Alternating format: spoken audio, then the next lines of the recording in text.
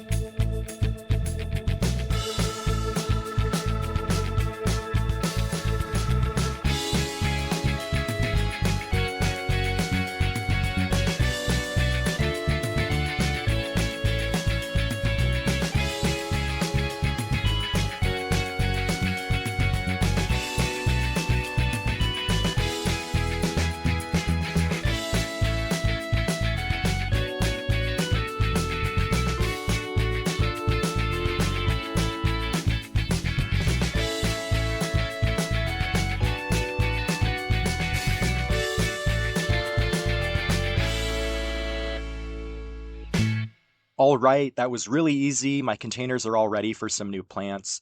I've got my wire vine plants all potted up into some temporary containers, and I transplanted my blue angelonias in between my Adirondack chairs. Again, I'm really hoping they rebound in this space. And then you also saw me use the old soil from the containers to top dress some of my banana trees. I'm sure they'll appreciate the leftover nutrients from the old potting mix.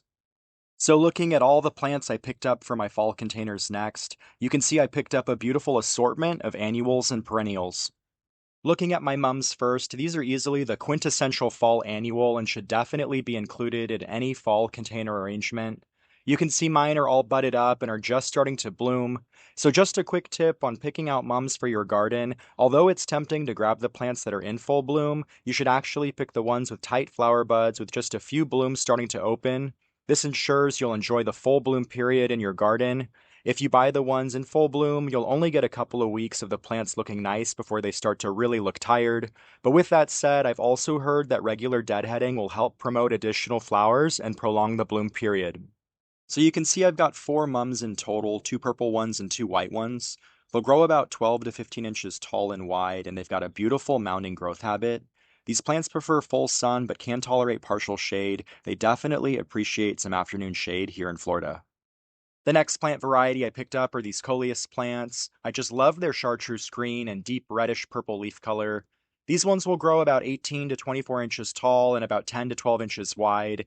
They've got a more upright growth habit. These plants prefer partial shade here in Florida and do best in locations with morning sun and afternoon shade. The last plant variety I picked up are these deep purple sweet potato vines. They grow about 6 to 10 inches tall, but they can vine out 24 to 36 inches long. These plants can be grown in full to part sun. They're native to tropical regions of South America, so they do extremely well here in Florida. And although they're mainly grown for their beautiful foliage, under the right conditions, they can actually bloom. Check out this one that I saw blooming at the garden center. So again, I'm really excited about this plant combination, tying these plants back to the thrill fill spill container planting technique. The coleus plants are my thrill plants with their tall upright growth habit. The mums are my fill plants with their fuller mounding growth habit, and the sweet potato vines are my spill plants with their vining growth habit. Also, my fall porch wouldn't be complete without some pumpkins and gourds.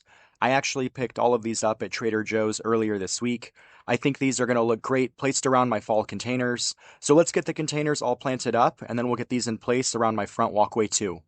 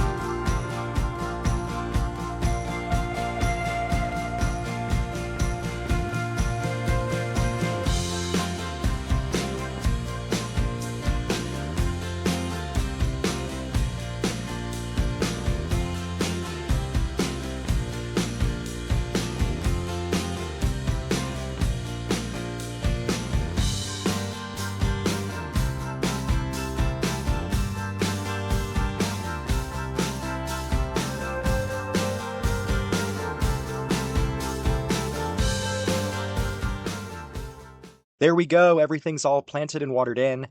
I absolutely love how this project turned out. The 3 different shades of purple from the coleus, mums, and sweet potato vines look so great and really tie the arrangements together. I'm also loving how festive the porch looks with all the pumpkins and gourds.